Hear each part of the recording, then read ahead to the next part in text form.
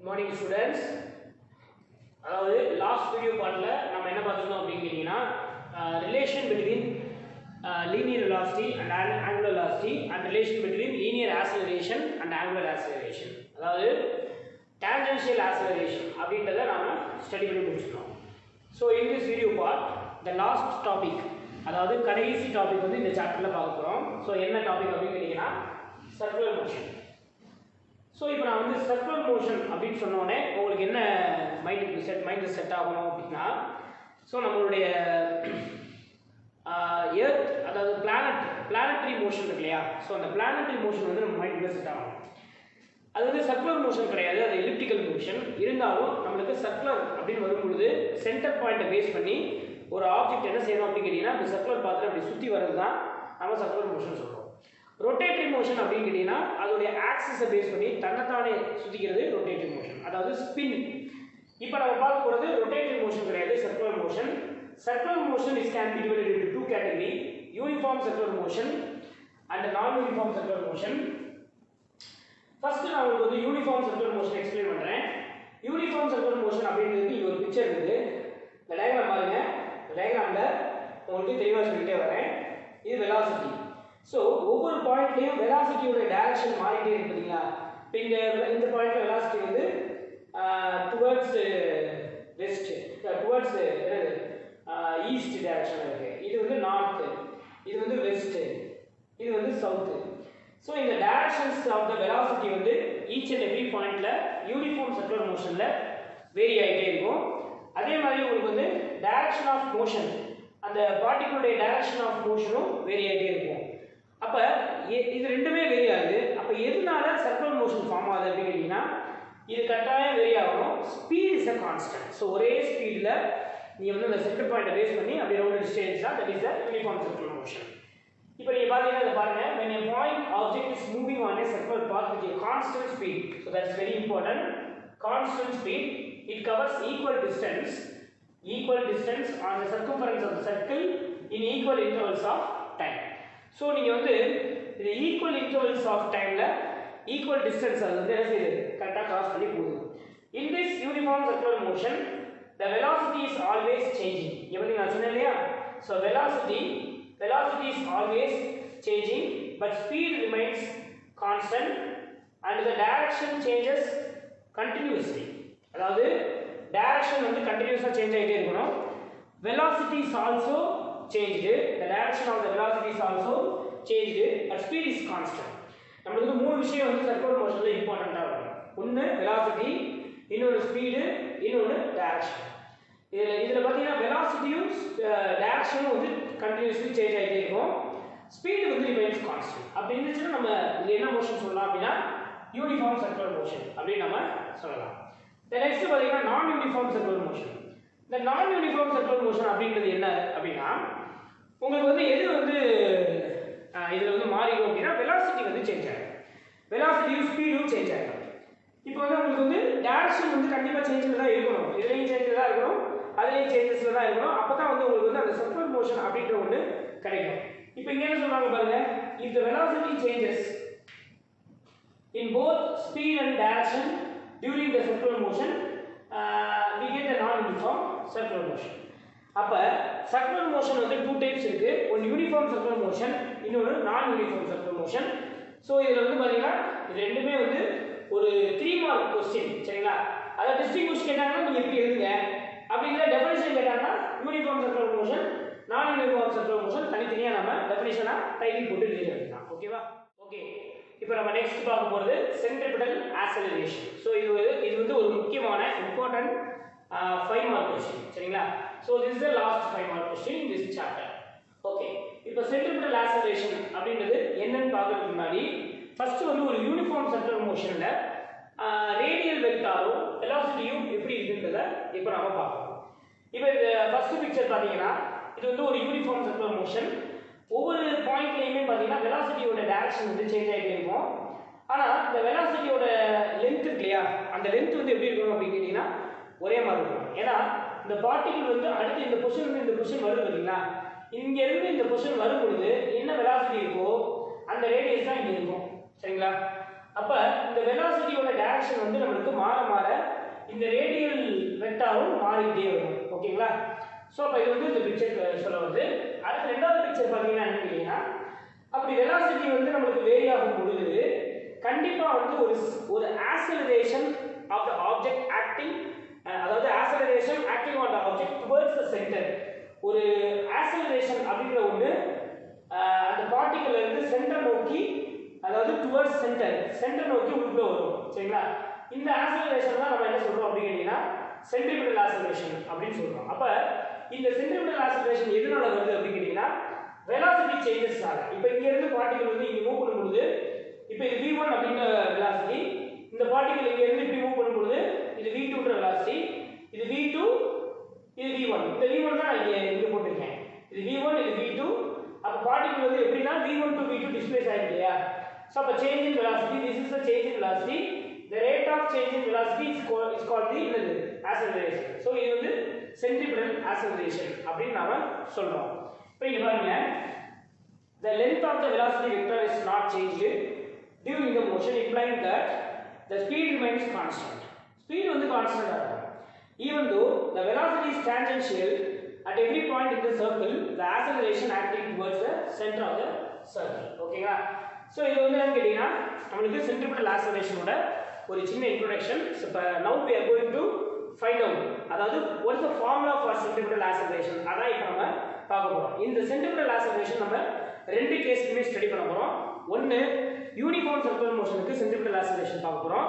அடுத்து நான் uniform circular மோஷனுக்கு centripetal acceleration பார்க்க போறோம்.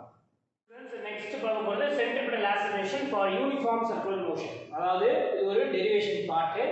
சோ நான் உங்களுக்கு வந்து எக்ஸ்பிரஸ் பண்ணிருக்கேன். பார்த்துட்டே வாங்க, எப்படின்னு சொல்லிட்டே வரேன். இப்போ இது வந்து ஒரு சர்க்குலர் மோஷன். சரிங்களா? Circular motion. இது பார்ட்டிகிளோட linear velocities. So v1 vector and v2 vector. So this is the positions of the particles. r1 vector, r2 vector பொசிஷன்ஸ்னு சொல்லலாம், இல்லைன்னா ரேடியல் வெக்டார்னு சொல்லலாம். இந்த angular displacement, this is the angular displacement centre point. இப்போ நீங்கள் இந்த பிக்சர், ரெண்டு பிக்சர் நல்லா கவனிச்சுவாங்க. நம்ம எப்படி centripetal acceleration uniform circular motion எழுதலாம்ன்றதை இப்போ நான் உங்களுக்கு சொல்கிறேன். ஃபர்ஸ்ட் பாத்தீங்கன்னா இந்த ரேடியல் டயகிராமை இங்க டிரா பண்ணிக்கணும். சோ இந்த r1, இது r1 வெக்டார், இது r2 வெக்டார். அப்ப from r1 to r2 displacement இருக்கணும் டெல்டா r வெக்டார். சரிங்களா? சரி, இத வச்சிட்டு நாம இந்த மாதிரியான ஒரு ஈக்குவேஷன் எழுதலாம். எப்படின்னா the theta is equal to, actually நம்ம என்ன படிச்சிருக்கோம், relation between linear displacement and angular displacement. அது என்ன படிச்சிருக்கோம் அப்படி கேட்டீங்கன்னா theta is equal to s by r ன்னு படிச்சிருக்கோம். அப்ப s is equal to r theta அப்படி சொல்லிட்டு ஒரு ரிலேஷன் வரும். இது relation between linear displacement and angular displacement. So அப்ப அதுபடி பார்த்தோம்னா நமக்கு என்ன வரும் அப்படின்னா டெல்டா r by r, சரிங்களா, is equal to theta. Delta இது வந்து நீ r1 r2 இருக்கே, அது ஜெனரலா r ன்னு வெச்சுக்கோங்க. அப்ப delta r by r is equal to theta. அதே மாதிரி இது பாத்தீங்கன்னா இது ஒரு velocity, இது ஒரு velocity டைரக்ஷன். அப்ப இது ரெண்டையும் நம்ம இப்படி நோட் பண்ணோம்னா பார்ட்டிகிள் வந்து travels from velocity 1 to 2. அப்ப டெல்டா v வெக்டார். அப்ப இதையும் நம்ம அப்படி எழுதணும்னா delta v by v equal to theta. So delta v by v equal to theta. இந்த முன்னாடி வந்து ஒரு மைனஸ் சைன் போடணும். அது எதுக்காக மைனஸ் சைன் அப்படின்னா here negative sign implies that delta v points radially towards the center of the circle. நீங்க அதை சுத்தி வரும்போது நமக்கு வந்து ஒரு சென்ட்ரிபிடல் ஆக்ஸலரேஷன் எப்படி இருக்கும் அப்படின்னா towards center. அதனால நான் மைனஸ் சைன் இண்டிகேட் பண்றோம். இப்போ இந்த ஈக்குவேஷன் 1ல இருந்து நம்ம என்ன செய்யறோம் அப்படினா டெல்டா v மட்டும் கால்குலேட் பண்ணனும். இந்த v ஐ வந்து லெஃப்ட் சைடு கொண்டு வாங்க. அப்ப delta v is equal to minus v into delta r by r. So divided by delta t on both sides. ரெண்டு பக்கமும் delta t ஆல டிவைட் பண்ணுங்க. அப்ப delta v by delta t is equal to minus இந்த v by r தனியா வச்சுக்குவோம். delta r by delta t. சரிங்களா? Here the delta v by delta t அப்படிங்கிறது acceleration. The rate of change in velocity is called acceleration and then the rate of change in displacement is called the velocity. இந்த ரெண்டு வேல்யூவை replace பண்ணோம்னா இதுக்கு வந்து a ன்னு போடணும் minus v by r இது ஒரு v. So v into v வந்து v square by r. So this is called the centripetal acceleration. A is equal to minus v square by r. ஒரு uniform circular மோஷனா இருந்தா இது relation between linear velocity and angular velocity. So v is equal to r omega. இத வந்து இத substitute பண்ணீங்கனா இது relation between linear velocity and angular velocity. சரிங்களா? இத சப்ஸ்டிட் பண்ணும்போது r square omega square வரும். r square omega square ஒரு ஆர் கேன்சல் ஆயிடுச்சுன்னா a is equal to minus omega square r. So this is also called the centripetal acceleration. அப்ப இது வந்து நம்ம இது வந்து எதுக்கு யூஸ் பண்ணிக்கிறோம் அப்படினா இந்த centripetal acceleration அப்படிங்கிறது யாருக்குன்னா for uniform circular motion. இப்போ centripetal acceleration யாருக்கு பார்க்க போறோம் அப்படிங்கறீங்கன்னா non uniform circular motion. Okay, இப்போ இது பாத்தீங்கன்னா centripetal acceleration for non uniform circular motion. So இப்போ இந்த நான் யூனிஃபார்ம் சர்க்குலர் மோஷன் அப்படின்னு வரும்பொழுது கண்டிப்பாக நம்மளுக்கு ஆக்சலரேஷன் எப்படி சேஞ்ச் ஆகும் அப்படின்னா இந்த பாயிண்ட்ல இருந்து இது டான்ஜென்ஷியல் ஆக்சலரேஷன், இது சென்ட்ரிபிட்டல் ஆக்சலரேஷன். இப்போ யூனிஃபார்ம் சர்க்குலர் மோஷன் அப்படின்னு எடுக்கும்போது நமக்கு centripetal acceleration only possible. So in this case tangential acceleration is also possible. So அப்போ tangential acceleration and centripetal acceleration, இது ஹரிசாண்டல், இது வெர்டிகல், திஸ் இஸ் ரிசல்டன்ட். அப்ப நான் யூனிஃபார்ம் சர்க்குலர் மோஷன் அப்படின்னு வரும்போது நம்ம ரிசல்டன்ட் ஆக்சலரேஷன் தான் நம்ம எடுக்க முடியும். இது சென்ட்ரிபிட்டல் ஆக்சலரேஷன். சென்ட்ரிபிட்டல் ஆக்சலரேஷனுடைய மேக்னிட்யூட் ஃபார்மேட் மைனஸ் போட தேவையில்லை, v²/r.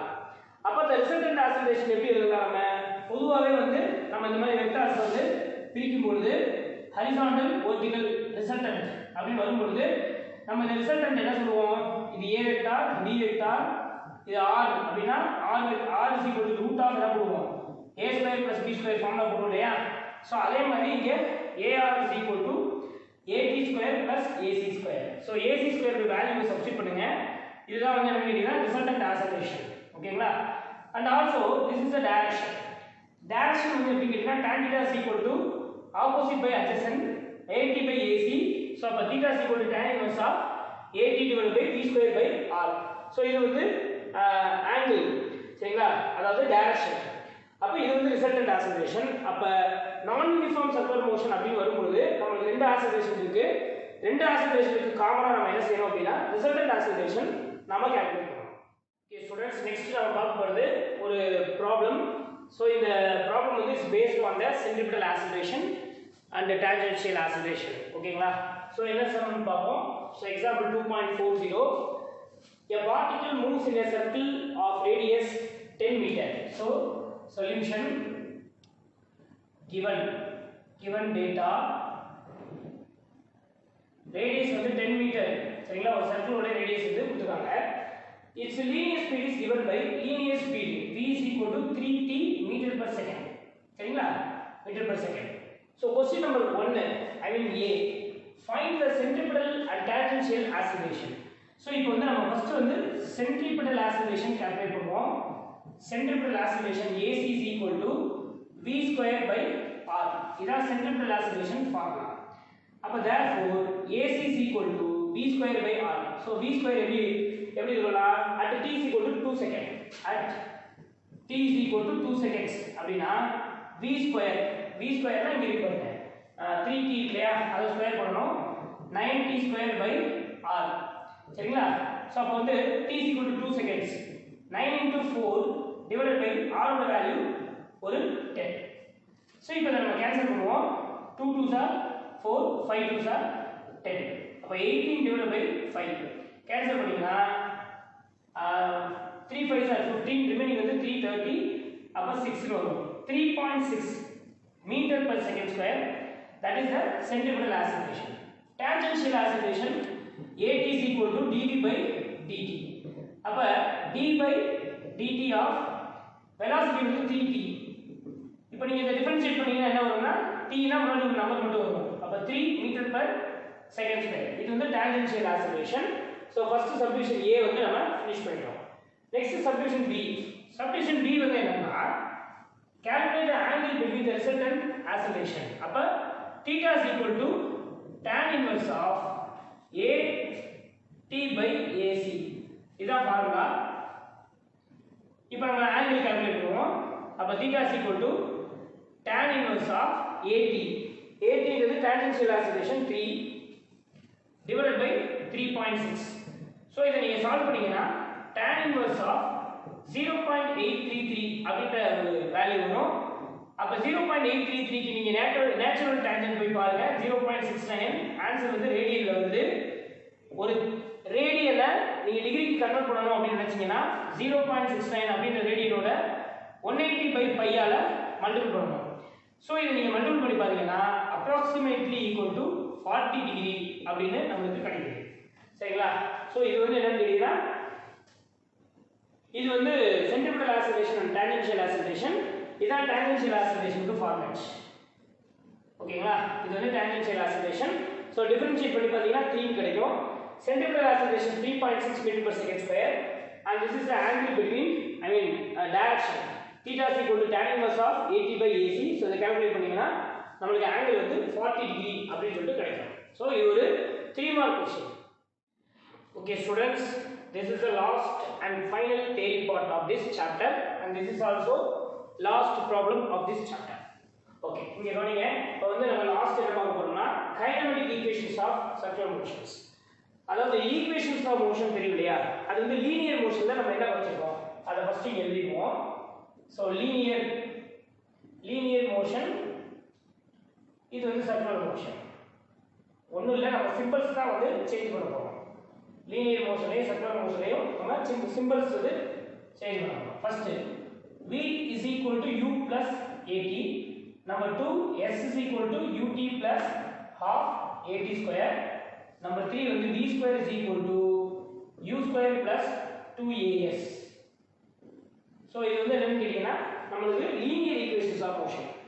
இதுல பாத்தீங்கன்னா u அப்படிங்கிறது இனிஷியல் velocity, v வந்து final velocity, and s என்பது displacement, and t வந்து time, a is nothing but acceleration. So அதே மாதிரி நம்ம இங்க எழுதலாம். எப்படி எழுத போறோம்னா ஃபர்ஸ்ட் நான் ஒண்ணா எழுதுறேன். So initial velocity இல்லையா? இங்க initial angular velocity. So omega naught அப்படிங்கிறது initial angular velocity, then omega ன்றது final angular velocity. இங்க displacement s ன்றது displacement, இங்க angular displacement, and then next t is a time. இங்க வந்து time தான். a is an acceleration, இங்க வந்து alpha angular acceleration. அப்ப இந்த ஈக்குவேஷன்ஸ் ஆஃப் மோஷன் வந்து நம்ம இங்க எப்படி ரீப்ளேஸ் பண்ண போறோம் அப்படினா கவனிச்சுக்கோங்க. First v is equal to u plus at. அப்ப omega is equal to omega naught plus alpha t. Number 2, s is equal to ut plus half at square. Theta is equal to omega naught t plus half alpha t square. Number 3, v square is equal to u square plus 2as. Omega square is equal to omega naught square plus 2 alpha theta. So these are all the equations of motion for circular motion. சரிங்களா? So இப்போ இங்க வருவோம். இப்போ நம்ம இந்த some வந்து இது paste ரிலேட்டடா ஒரு சம் பார்ப்போம். சோ சம் பாருங்க. A particle is in circular motion with an acceleration alpha is equal to 0.2 radian per second square. Solution. First வந்து alpha ஓட வேல்யூ என்ன கொடுத்திருக்குன்னா 0.2 radian per second square. Question number 1. What is the angular displacement made by the particle after 5 seconds? Angular displacement calculate பண்ண சொல்லிருக்காங்க. அப்ப நம்ம இந்த equations of மோஷனை select பண்ணிப்போம். அப்ப theta is equal to omega naught t plus 1/2 alpha t square. But initial angular velocity வந்து 0. But omega naught is equal to 0. Therefore theta is equal to 1/2 alpha t square. அப்ப theta is equal to 1/2 into alpha ஓட value வந்து 0.2. அத நான் வந்து 2 into 10 power minus 1 வச்சுக்கிறேன் into t square. t வந்து 5 seconds. So 25. இப்போ 2 கேன்சல் ஆயிடும். அப்ப theta ஓட வேல்யூ எவ்வளவு வருதுன்னா 2.5 radian அப்படினு வரும். அதாவது 25 இது 10 power minus 1. அப்ப 2.5 radian அப்படினு வரும். இப்போ இந்த radian அப்படின்றத நம்ம என்ன செய்யணும் அப்படிங்கறீங்கன்னா டிகிரிக்கு கன்வெர்ட் பண்ணனும். அப்ப இந்த 2.5 அத 180/pi ஆல மல்டிபிள் பண்ணோம்னா theta approximately equal to 143 அப்படினு சொல்லிட்டு வரும். இது வந்து 180 divided by 22/7 இல்ல 3.14 நீங்க போட்டு கேன்சல் பண்ணி பாருங்க. உங்களுடைய ஆன்சர் 143 டிகிரி வரும். சரிங்களா? சோ இது வந்து क्वेश्चन A. தென் நெக்ஸ்ட் பாத்தீங்கன்னா क्वेश्चन B என்னன்னு பாப்போம். இங்க பாருங்க. இத எரேஸ் பண்ணிடுறேன். சோ இத நீங்க நோட் பண்ணி வச்சுக்கோங்க. அடுத்து next, what is the angular velocity at t is equal to 5 seconds? Assume that the initial angular velocity is 0. இப்போ வந்து question B. B வந்து என்னன்னா B. ஸோ இப்போ நமக்கு என்ன கேட்குறாங்க, what is the angular velocity at t is equal to 5, அதாவது omega is equal to வாட்னு கேட்குறான். ஒமேகா நாட் இது வந்து 0ன்னு வச்சுக்கணும், டைம் வந்து அதே 5 செகண்ட்ஸ் தான். அப்போ நம்ம third equations of motion select பண்ணுங்க. So third equations of motion select பண்ணிங்கன்னா தான் நம்மளுக்கு வந்து இந்த ஒமேகான்றதை கால்குலேட் பண்ண முடியும். ஸோ இப்போ நம்மளுக்கு வந்து தீட்டா வந்து இப்போ 143 டிகிரி இல்லைன்னா 2.5 ரேடியன் கொடுத்துருக்காங்க இல்லையா. ஸோ அதை வந்து நம்ம யூஸ் பண்ணிக்குவோங்க. ஒன்று இதை யூஸ் பண்ணலாம், அப்படி இல்லைன்னா நம்ம என்ன செஞ்சுக்கலாம், இதை யூஸ் பண்ணிக்கலாம். Omega is equal to omega naught use பண்ணுங்க. Omega is equal to omega naught plus alpha t. So இதை யூஸ் பண்ணோம்னா ஒமேகா கால்குலேட் பண்ணிக்கலாம். ஒமேகா நாட் வேல்யூ 0, அப்போ ஆல்ஃபா டி, அப்போ omega is equal to alpha வந்து 2 × 10⁻⁻1 × 5. அப்போ 5 2s are 10, 10 × 10⁻⁻1. So இது ஈஸியாக கேன்சல் ஆயிடும். Omega is equal to 1 radian per second square. So இது வந்து என்னன்னா 1 radian per second. இதுதான் வந்து என்னது ஒமேகாவோட வேல்யூ. ஸோ இது வந்து சப்டிவிஷன் பி. நம்ம புக்கில் ஒரு சின்ன மிஸ்டேக் இருக்கு. இந்த சம்மில் வந்து பார்த்தீங்கன்னா சப்டிவிஷன் ஏ தான் பண்ணியிருக்காங்க, சப்டிவிஷன் பி வந்து நம்ம புக்கில் சொல்யூஷன் கிடையாது. இதை வந்து நீங்கள் வந்து அந்த அந்த சம்மில் வந்து புக்குக்கு கீழே அந்த சம்மில் எழுதி வச்சுக்கோங்க. ஓகே ஸ்டூடெண்ட்ஸ், இப்போ வந்து இந்த சாப்டர் வந்து இதோட ஃபினிஷ்டு. ஓகேங்களா. ஸோ இதோட நம்மளுக்கு இந்த சாப்டர் கைனமேட்டிக்ஸ் அப்படின்ற சாப்டர் முடிஞ்சிச்சு. ஸோ இன்னைக்கு வீடியோ பார்ட்ல நம்ம என்ன பார்த்துருக்கோம் அப்படிங்கிறீங்கன்னா ஃபுல் அண்ட் ஃபுல் கம்ப்ளீட்டாக வந்து சர்க்குலர் மோஷன் அப்படின்ற டாபிக் தான் நம்ம ஸ்டடி பண்ணியிருக்கோம். ஸோ நீங்கள் வந்து சர்க்குலர் மோஷன் அப்படின்ற டாபிக் வந்து நல்லா தரவா படிங்க. நான் உங்களுக்கு எல்லா கான்செப்ட்டும் சர்க்குலர் மோஷனில் நம்ம புக்கில் இருக்கிற எல்லா கான்செப்ட்டும் நான் எக்ஸ்பிளைன் பண்ணிட்டேன். அது போக 2 ப்ராப்ளம்ஸ் இருக்குது, 2 ப்ராப்ளம்ஸ் அதையும் நம்ம சால்வ் பண்ணிட்டோம். ஸோ நெக்ஸ்ட் வீடியோ பார்ட்ல இருந்து நம்ம என்ன செய்ய போகிறோம் அப்படின்னா சாப்டர் 3, அதாவது லாஸ் ஆஃப் மோஷன், ஒரு one of the biggest chapter, ஆனால் ஈஸியாக இருக்கும். அந்த சாப்டர் தான் நம்ம ஸ்டடி பண்ண போகிறோம். ஸோ அதில் வந்து பார்த்தீங்கன்னா ப்ராப்ளம்ஸ் வந்து நிறையா இருக்கும். ஸோ நீங்கள் வந்து ஃபர்ஸ்ட் 2 சாப்டர்ஸை கொஞ்சம் நல்லா தரவாக படிச்சுட்டே வாங்க. அப்போ தான் நம்ம என்ன செய்ய முடியும் அப்படிங்கிறீங்கன்னா தேர்ட் சாப்டர் நம்ம ஓரளவு மூவ் பண்ணுறதுக்கு சரியாக இருக்கும். ஸோ நெக்ஸ்ட் வீடியோ பார்ட்டில் நம்ம லாஸ் ஆஃப் மோஷன் ஸ்டடி பண்ண ஆரம்பிச்சிடுவோம். தேங்க்யூ.